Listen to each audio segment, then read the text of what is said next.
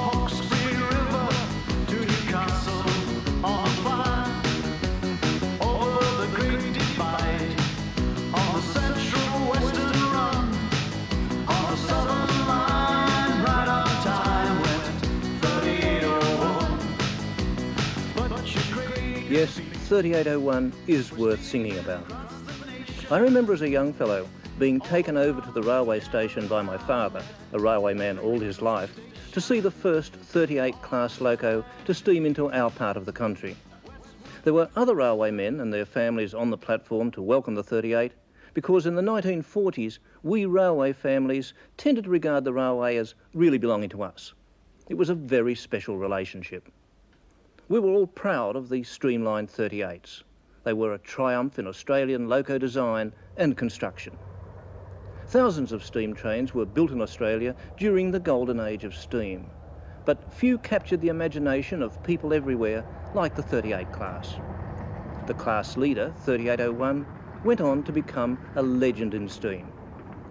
From the archives of the ABC and steam buff Jim Powell, we've compiled this tribute to 3801. It's also a tribute to the men and women of the railways and the preservationists who've worked so hard over the years to keep 3801 on the rails. So sit back and enjoy the story of one of the world's great steam locomotives, 3801. The first of the C38 Pacific class type locomotives took shape on the floor of the Clyde Engineering Works in Sydney in the early 1940s. They had a 462 wheel design with 6 coupled driving wheels. The boiler system was capable of producing the highest boiler pressure in Australia, 245 pounds per square inch. All this added up to one of the most powerful passenger locomotives in the country. And that was big thinking back in 1938 when the plans were being prepared. The first 5 of the class were built at Clyde, and all these were streamlined. The other 25, without streamlining, were built in the workshops of the New South Wales Government Railways, 13 at Everleigh in Sydney and 12 at Cardiff in Newcastle. The design of the 38s represented a big leap forward in the shape of Australian locomotives. The head of the design team, Chief Mechanical Engineer Harold Young, was probably influenced by American design trends of the time, but insisted that the 38 was an Australian locomotive in its essentials.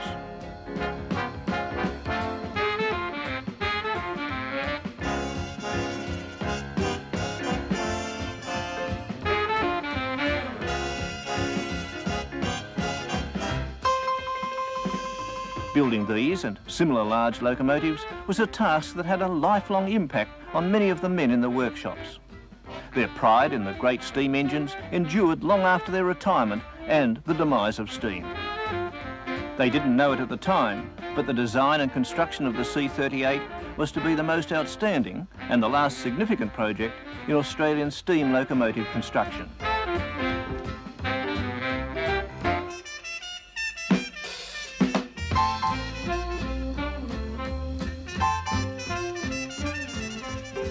.3801 went into service in January 1943.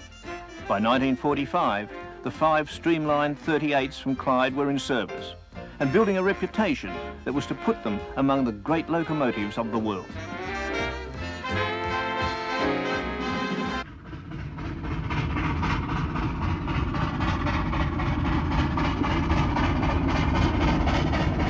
.3801 with a Newcastle flyer. Nowhere were the 38s more concentrated than between Sydney and Newcastle, Australia's busiest rail route. They ran the Brisbane Limited, Brisbane Express, the Daylights, the Night Mails and the famous Newcastle Expresses, better known as the Flyers.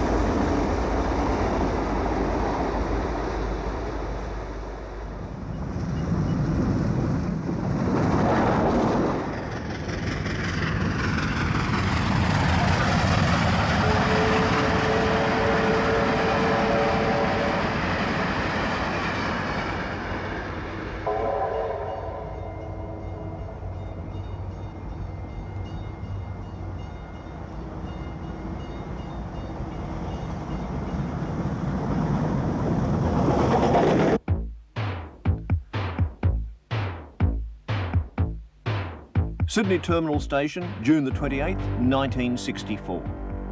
The Sydney Tramway Museum had arranged a special event for Class Leader 3801, an attempt on the 1938 Sydney to Newcastle rail speed record of 2 hours, 10 minutes.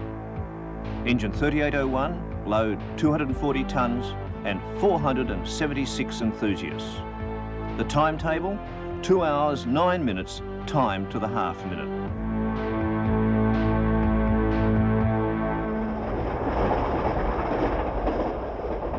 O1's first special event was on April the 15th, 1962.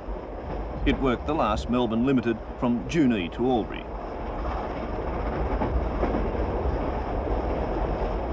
To railwaymen, a fast train is a platform sweeper. Swept clean were Woy Woy, Ourimbah, Tuggerah, Wyong, Waihi, Burragul.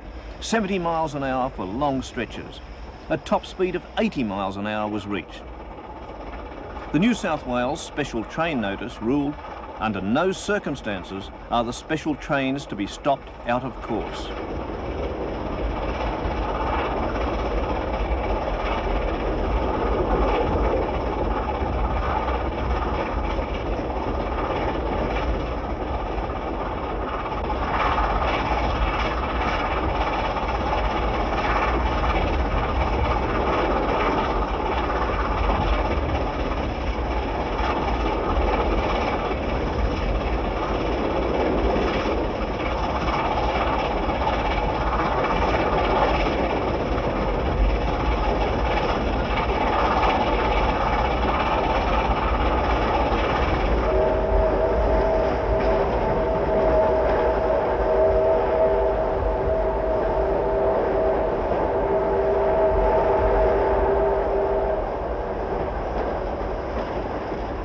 Wasted whistles as signals checked near Newcastle.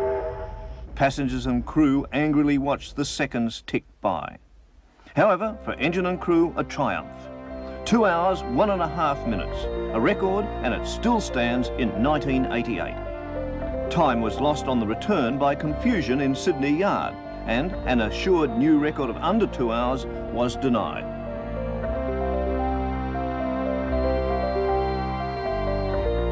Casualties, driver Sid Kemp and the Pigeon, which crashed through his window.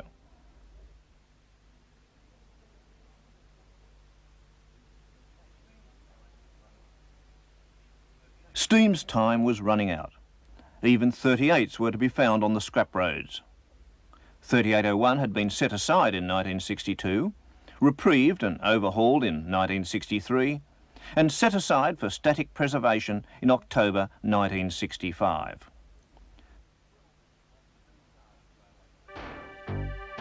This is Cardiff Railway Workshops, where 12 of the non-streamlined 38s were built. Following an offer of financial assistance from the New South Wales Rail Transport Museum, the Railway Department agreed to a heavy overhaul for 3801 instead of another 38 class loco. 01 was transferred to Cardiff.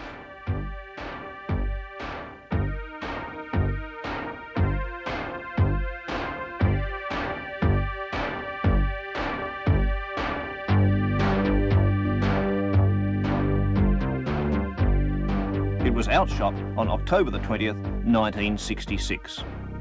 Extensive running in followed on goods trains between Broadmeadow and Gosford.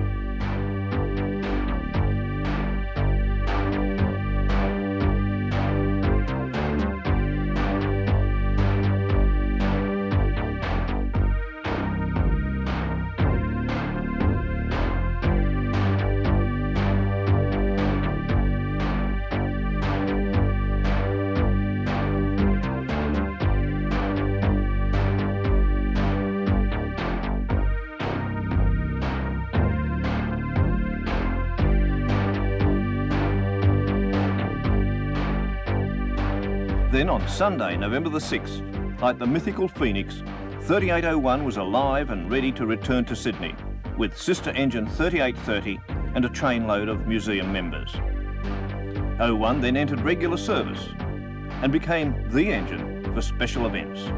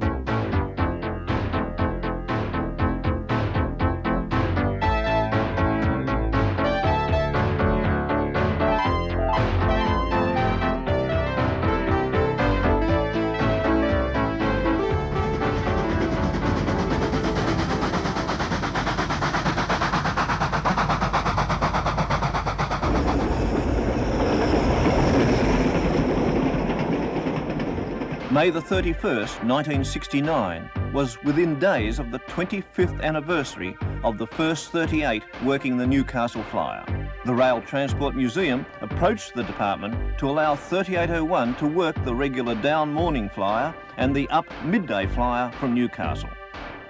Electric locomotives had hauled the flyers as far as Gosford for 9 years, and all steam was soon to go. So it was an indication of the department's high regard for 3801 that it agreed. 3801 had no trouble keeping to the normal tight timetable with an increased load.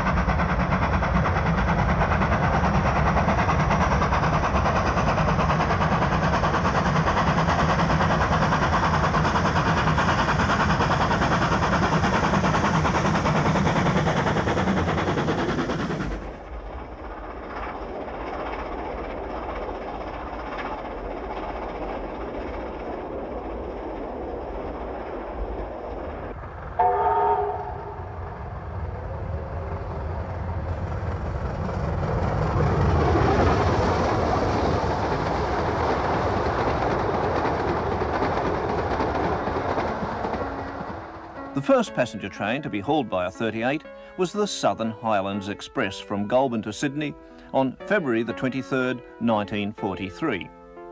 The 38 was 3801.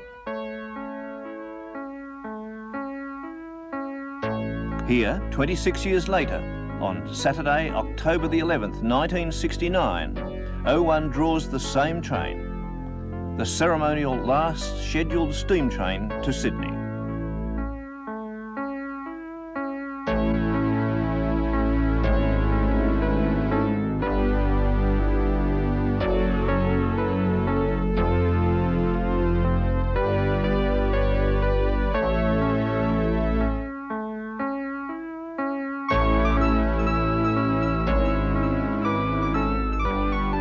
The train had been diesel hauled for years, but some thoughtful railway official had 3801 rostered for the occasion.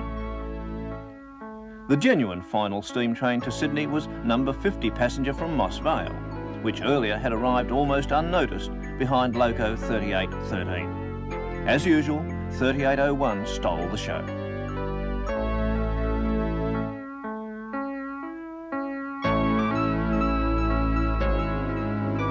Yet planning was well advanced for 3801's epic journey across the nation in 1970, followed by a steaming to Maree, South Australia in 1972. Australia's most famous and most travelled locomotive had one more very special journey to make, and that was during Easter in 1973.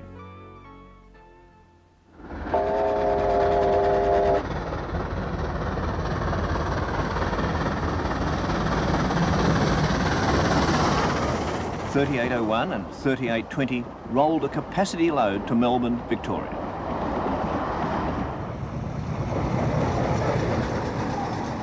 The standard gauge went through in '62, and only then was it possible to travel between Australia's two biggest cities without changing trains.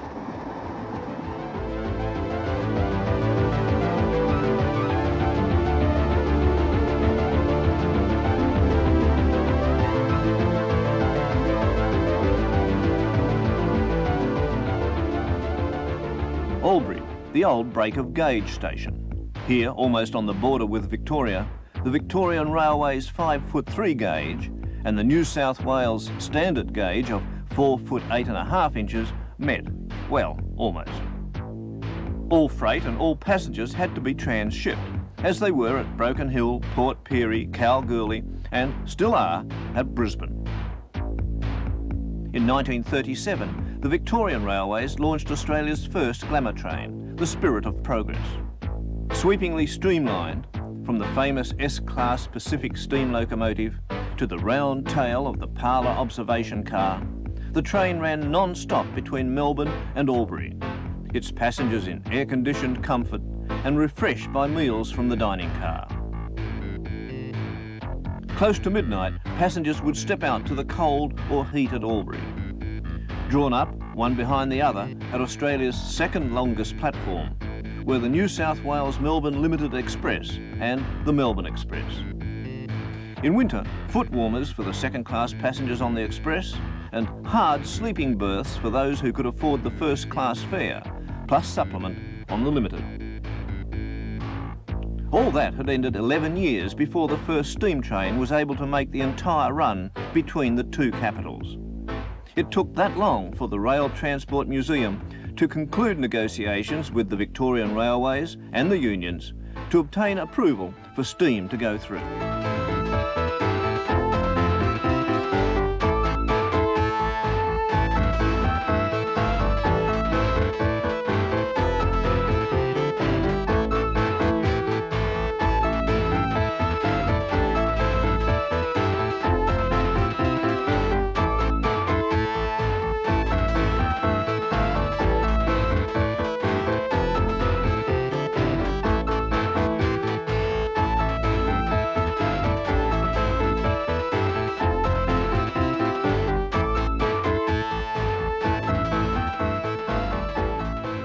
Glenrowan, a typical Victorian country station and heart of Ned Kelly country.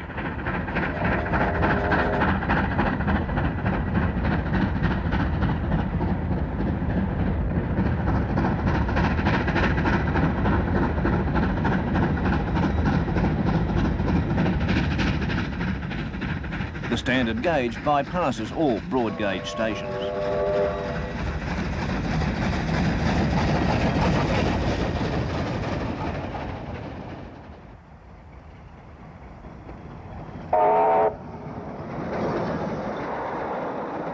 Victorian enthusiasts came up the northeast broad gauge line to meet the foreign special and steam back to Melbourne behind Hudson R707, running parallel with the New South Wales train.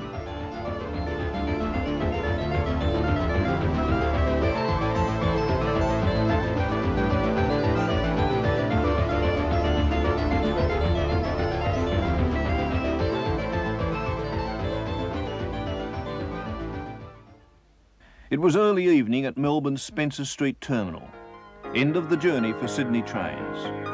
The Sydney Express, Sydney Limited, Spirit of Progress, the Intercapital Daylight, the Southern Aurora.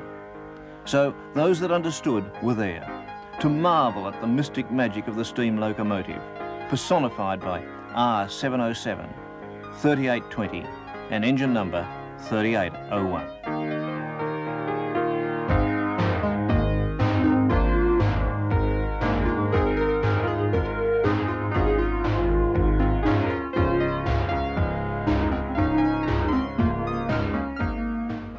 Only 3 years ago, 3801 showed the scars of more than 40 years of faithful service in the SRA.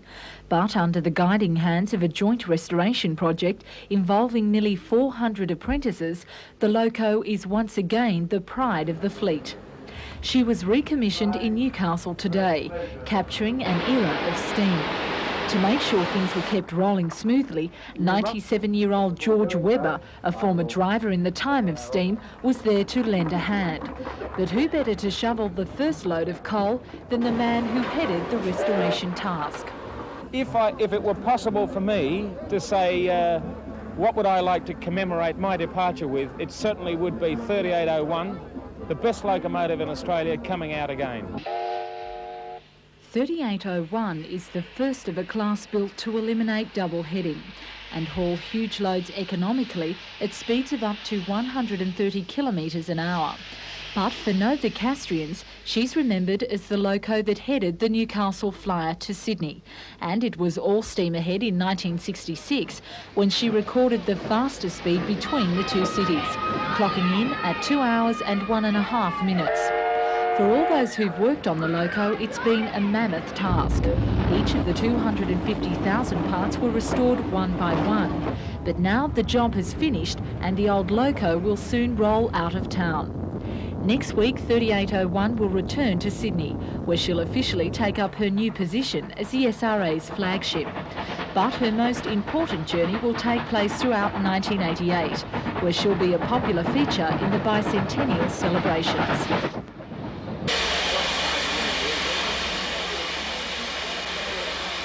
November the 29th, 1986, and 3801 stands ready at Newcastle Station for its official return to service after restoration and rebuilding.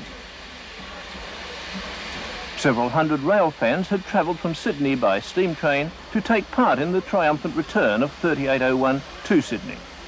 For the enthusiasts, the sight and sound of 3801 steaming again was something well worthwhile recording.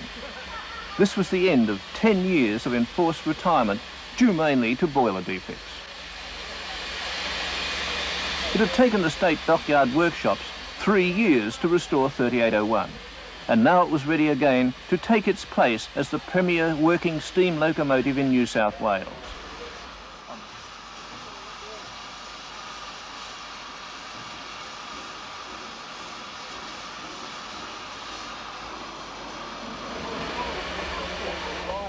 The restored 3801 is now operated by a new company called 3801 Limited. The company was formed by the New South Wales Rail Transport Museum, the New South Wales Division of the Australian Railway Historical Society, and the State Rail Authority. The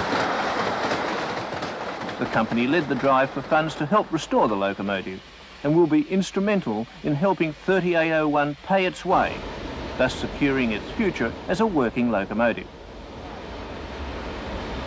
The grand combination of steam and steel thundering down the main line made heads turn in suburbs and the bush.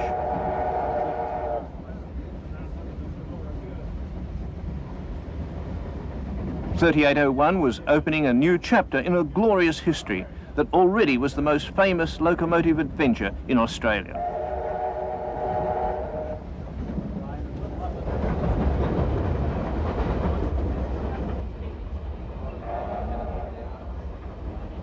As a combination of aesthetics and practical engineering, 3801 is in a class of its own, a machine of rare grace and beauty, and a tribute to the men and women of Australia's steam era.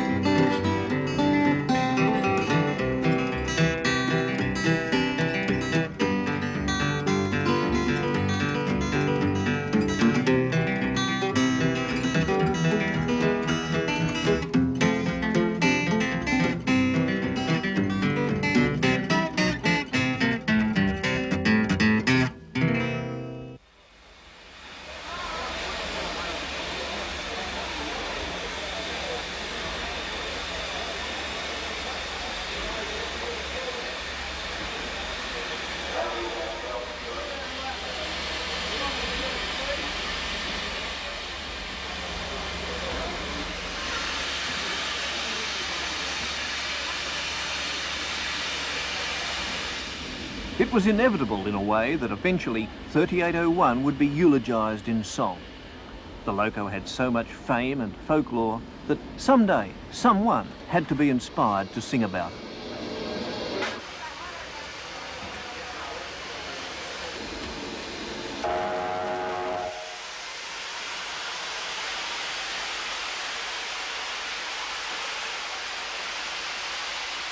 On the 1st of July 1987, the song 3801 was launched. To mark the occasion, the Grand Old Loco hauled a load of special guests from Sydney Terminal to the State Rail workshops at Chullora, where the song was born.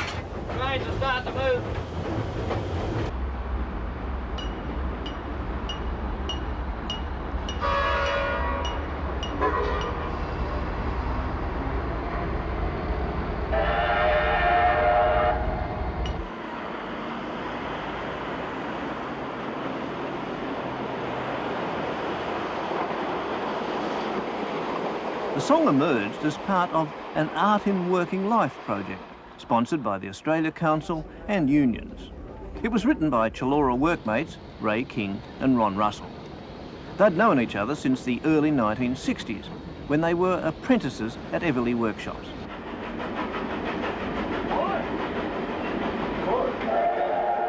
So, for 3801, this was another special day. And on board for the occasion was one of the Loco's oldest friends, veteran driver Jack Sparks. I saw this locomotive when it came out of the workshops at Clyde Engineering at Clyde in 1943. And that was the same year that I was appointed a loco fireman in the same month. Although I was in Grafton when I came back to Sydney in 1945, I worked with the engine right up till its last working money-making trip for the Public Transport Commission, and I was then on it as what we know as a senior locomotive travelling inspector on its last trip on the 10th of October 1969. I used to be a fireman and I used to be a driver, and then I used to do many trips with it when it used to go out on historical trains, excursions, all types of trains. And I was even with it part of the time when it went to Perth in 1970.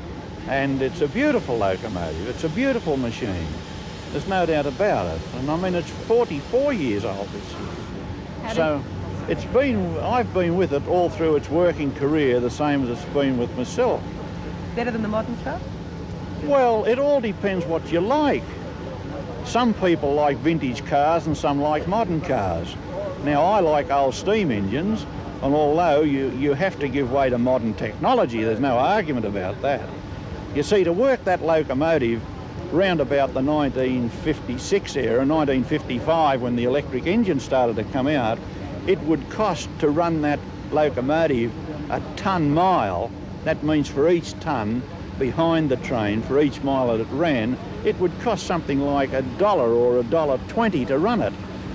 But when the electric engines came out, it went down to about 45, 50 cents a tonne-mile. So you can see, you can't go back, you can only go forward. Happy to see it back both of the time? Oh, yes, it's nice to see that it's still with us and being restored. If I can tell you, in 1949, when I was appointed a driver, I was only 2 months old as a driver. And I was on a little train, a little shunting train, and the Melbourne Limited Express used to be worked by Goulburn enginemen. And this particular night, the Goulburn driver took ill, and I was taken off my train and I was sent to the depot to get the locomotive ready to put it on the train of number 3 South, the Melbourne Limited Express. And I was to be relieved by a salaried driver, which was the thing. I expected this. But he didn't turn up. So I went to Goulburn. Now, to be on that locomotive, to sit down there on the Melbourne Limited Express, which was the top train in those days, It was the in thing in those days that you travelled by train. You didn't have the great jumbos flying all over the place and great big super coaches and big cars and good roads to travel on. You done it by train, and it was an all-sleeper train.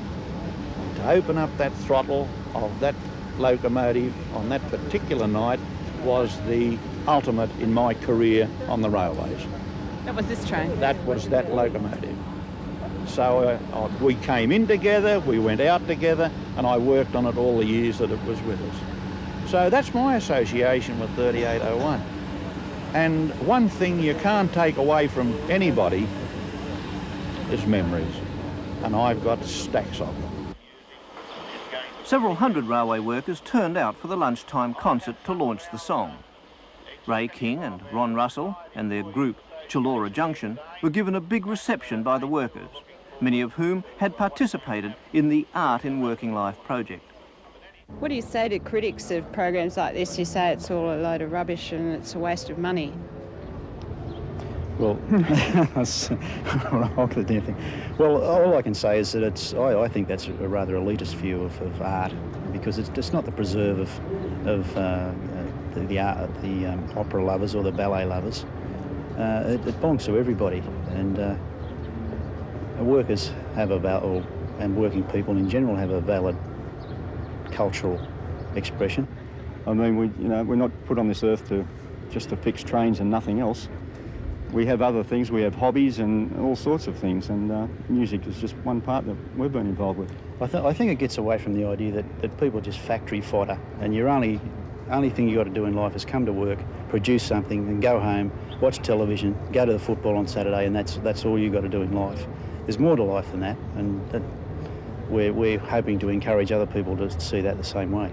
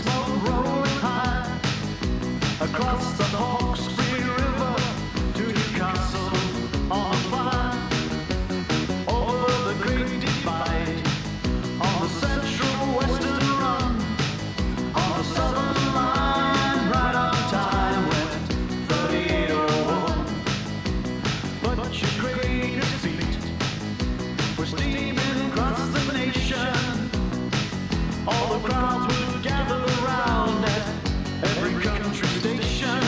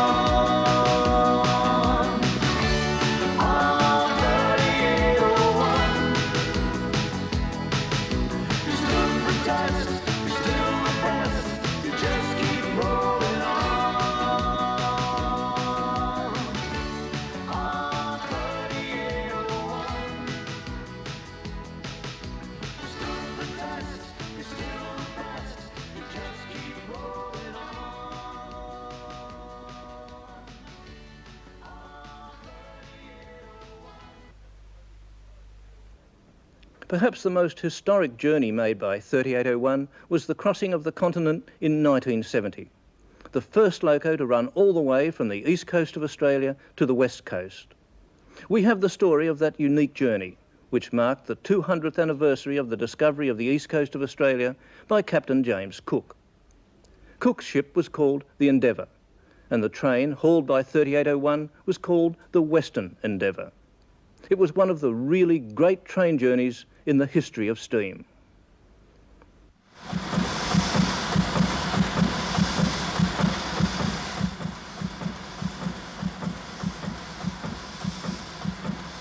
The trip of the Western Endeavour was to be the journey of a lifetime. By steam train across the Australian continent. A round trip of almost 5,000 miles or 8,000 kilometres. One of the greatest steam train journeys in history and the culmination of 6 years of planning by the New South Wales Rail Transport Museum.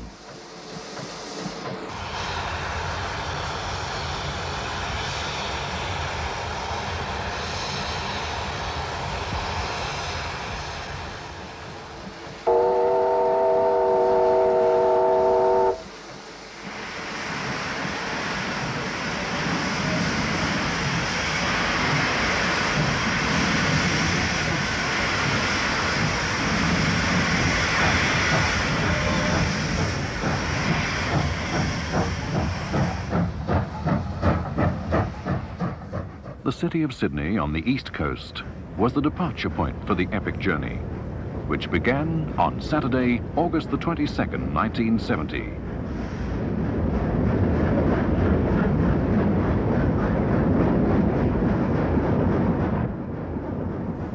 Sydney-siders watched with fascination as the first train to steam from the Pacific Ocean to the Indian Ocean set out.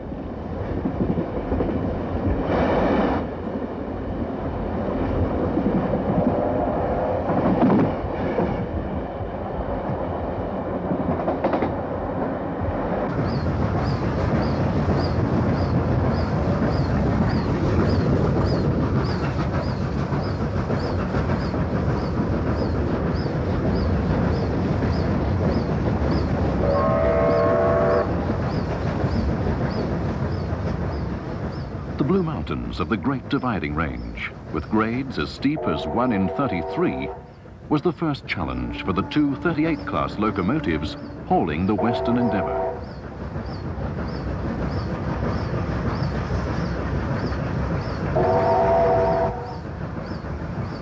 Australia is the world's flattest continent. The greater challenges were of distance and logistics.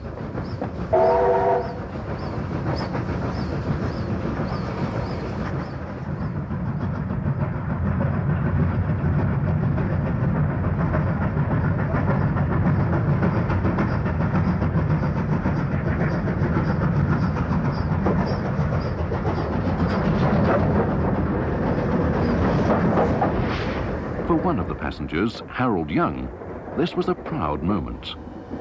As Chief Mechanical Engineer of the New South Wales Railways in the 1940s, Harold Young was in charge of the design of the 38 class. It's a great satisfaction to see the locomotive that you had in your mind working. It's you, really. And any carelessness or any mismanagement hurts. It does, you know.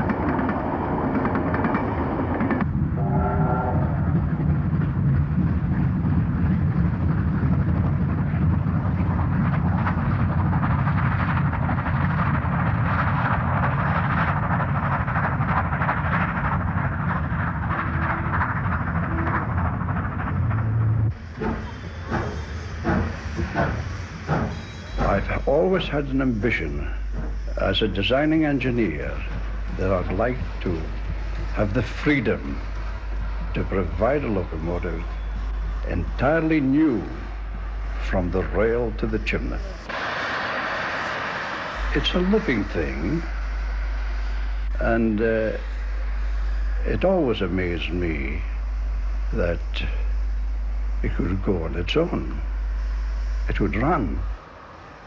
I'm a great admirer of the racehorse, and I thought if I could put 2,000 racehorses together, horsepower, it would make a very good locomotive. There it is.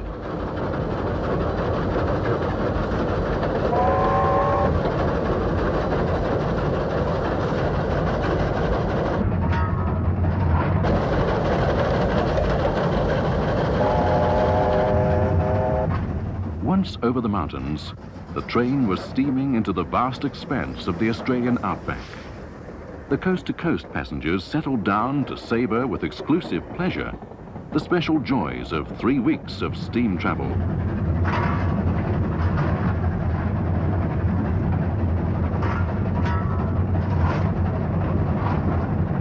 In the loco cabs, the hard work of keeping up steam pressure had its own special pleasure for the crews. This was no ordinary job. This was history in the making, a step back in time to the great days when steam was king.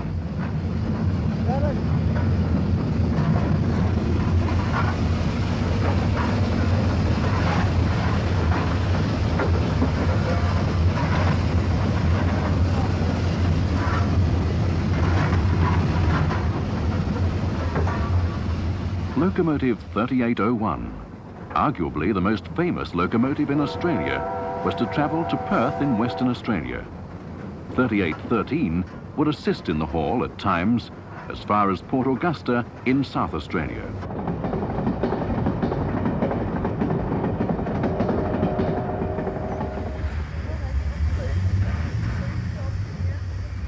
Menindee, the Darling River crossing. Never before had a 38 been seen this far west.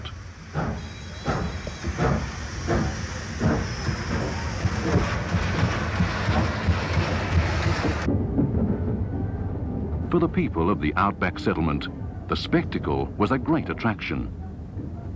The journey so far had tarnished the engines, so some of the paying passengers went to work cleaning them up. Many of the local children were seeing a steam locomotive for the first time, and it was a memorable experience. Ensuring adequate water and coal supplies on vast stretches of track that hadn't seen a steam engine for many years was a major planning task for the organisers. But for the Western Endeavour, nothing had been left to chance.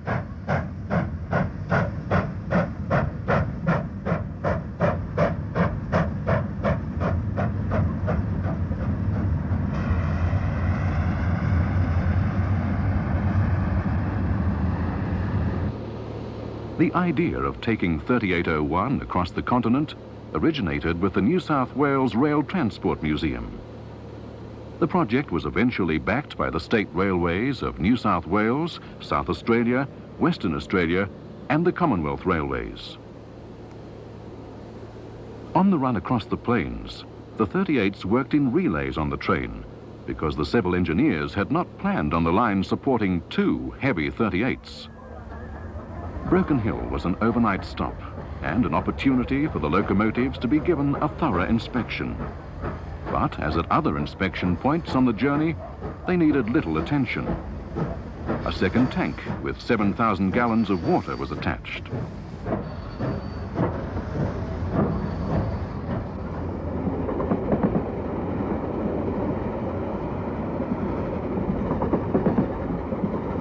Early next day, the train, manned by South Australian Railways crews and accompanied by enthusiasts in cars, set out on the new standard gauge line to Port Pirie.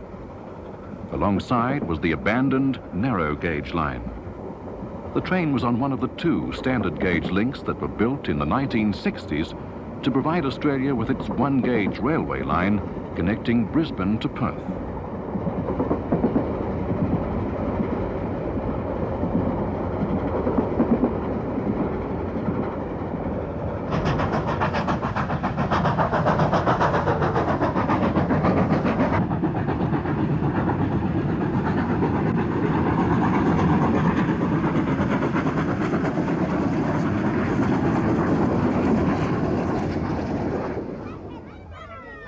Peterborough was once a major narrow-gauge steam locomotive depot and important rail junction.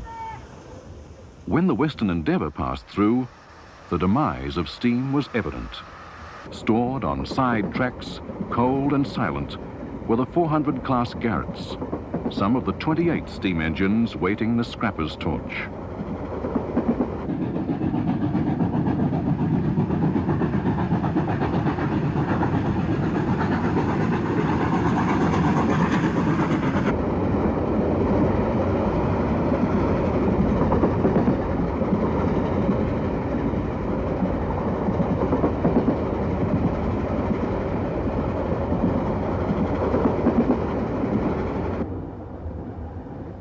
At Port Pirie, an air-conditioned dining car was added to the train, and crewmen from the Commonwealth Railways took over.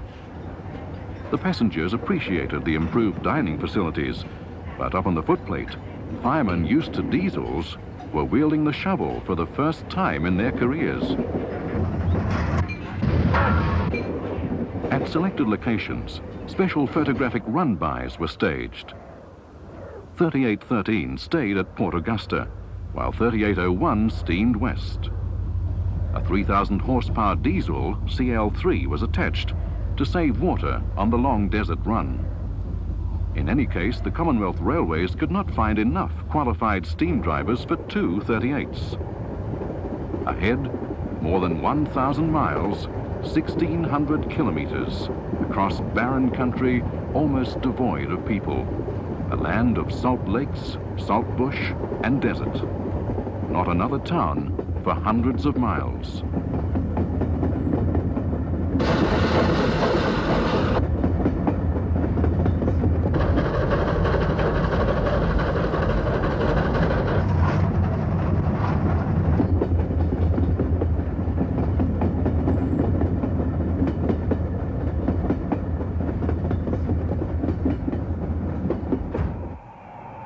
The diesel was sent well ahead for the now memorable photo run-bys. The train carried a van full of bagged coal, a van of spare parts, and a workshop. A fitter or mechanic travelled all the way to put things back together if repairs were necessary.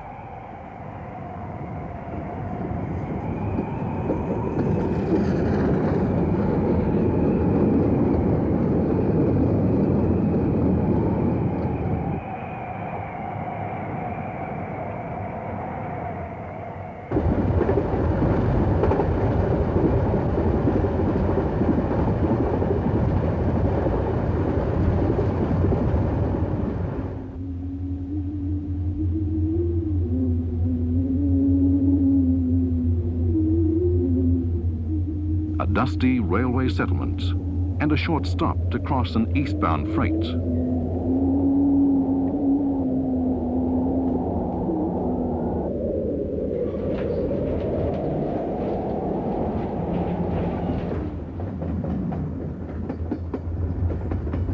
After passing the halfway point of the journey, 3801 pulled into Tarcoola.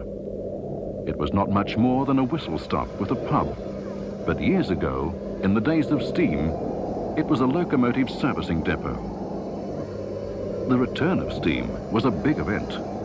Every servicing detail enthralled spectators, and all of the children received a souvenir lump of coal.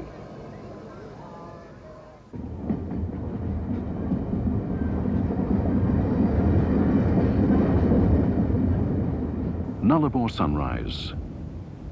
During the night, the train had entered the featureless expanse of the limestone plain.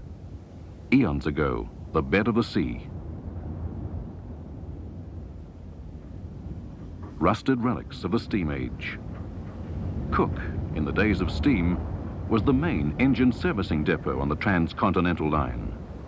For this trip, top-grade fuel had been railed well in advance across the country from the coalfields north of Sydney.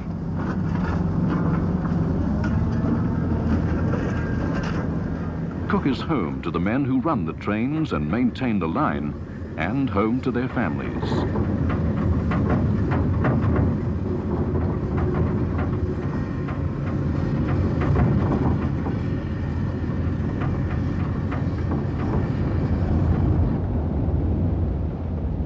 lights just a speck on the massive emptiness of the treeless Nullarbor Plain. While the train was at Cook, the last of the motoring steam enthusiasts turned up. They'd become bogged in sand the previous evening, but, unbelievably, found a bulldozer in the middle of nowhere with the key in the ignition. They used it to haul their car clear of the sand.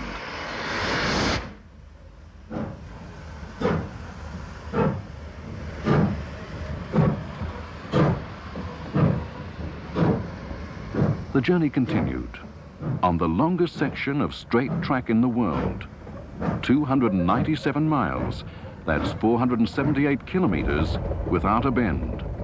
All day, early morning to early evening, without a curve.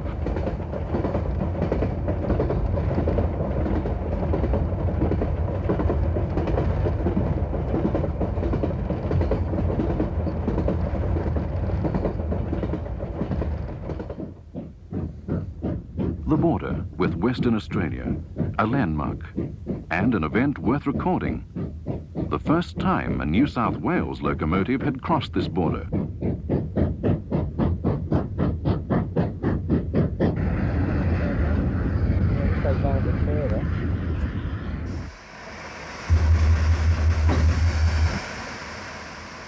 In this country, there's not too much in line-side features.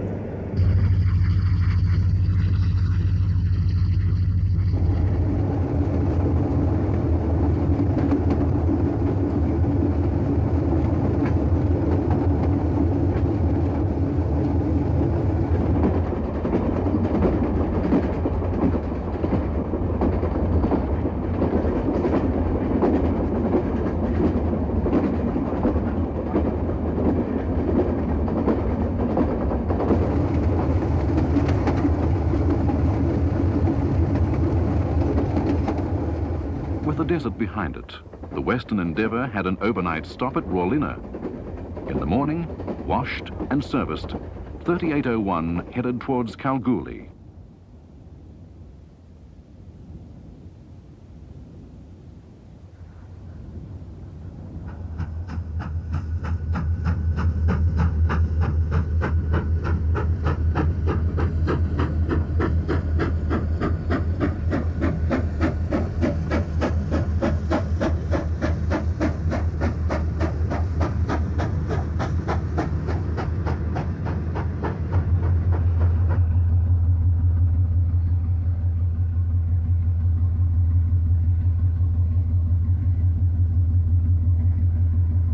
Early morning crossing the luxurious eastbound Indian Pacific.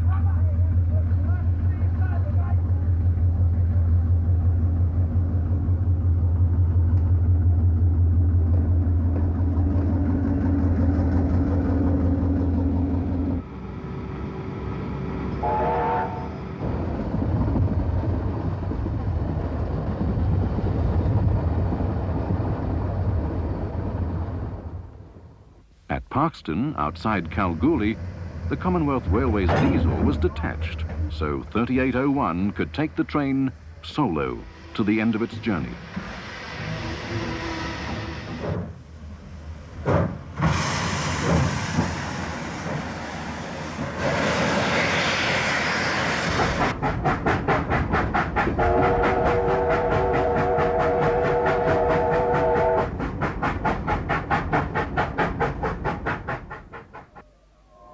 At the gold mining city of Kalgoorlie, which has one of the longest station platforms in Australia, the Big 38 got a big welcome.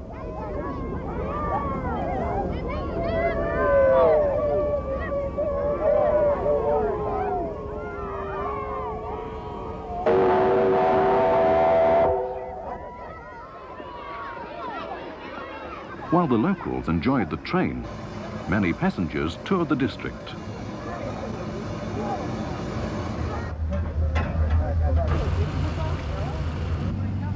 Next day, before the final run into Perth, the crew and passengers gave 3801 a good clean and polish at Merredin.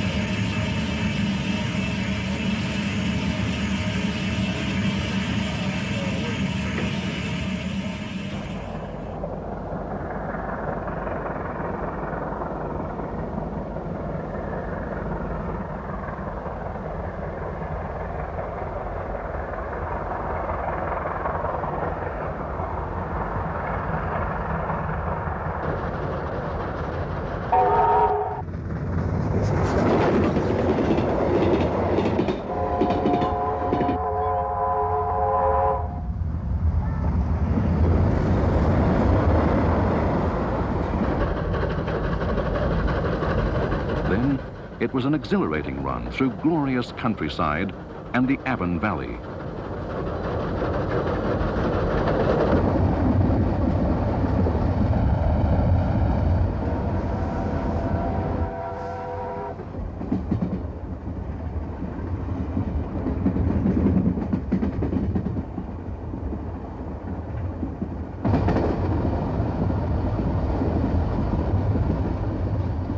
For the 139 passengers, it was a satisfying experience.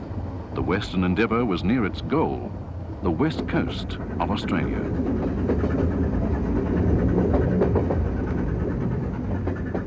Through the suburbs of Perth, 7 days after leaving Sydney, 3801 was steaming into history in grand style.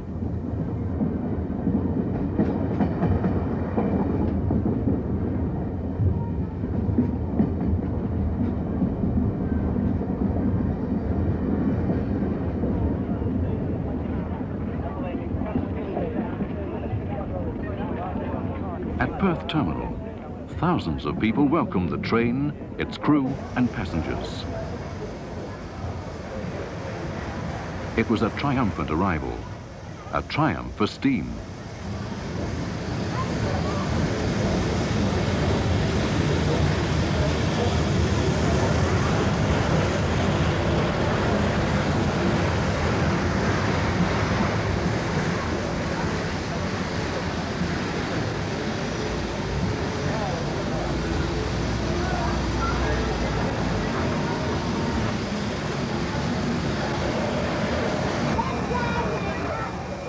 There were bands and speeches to welcome 3801 to Perth. But for those who had so many years earlier dreamed of making such a trip, there was a more eloquent, more satisfying sound. The sound of 3801, alive and at rest, after crossing the continent. You expect it. Well, that's what it should do. You feel it's competent to do it. It's right. It did 12,000 miles a month without any trouble at all.